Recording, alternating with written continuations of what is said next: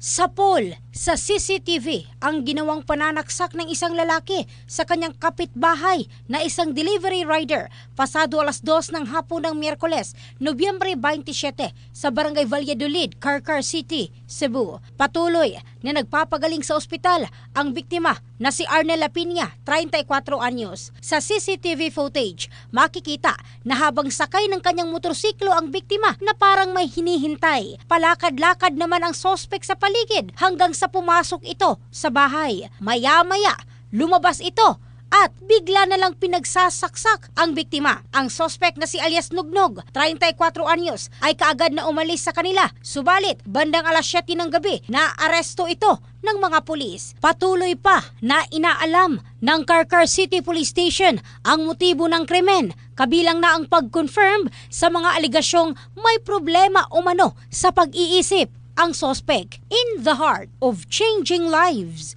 ito si Michelle Craste ng Brigada News Philippines, the Music and News Authority.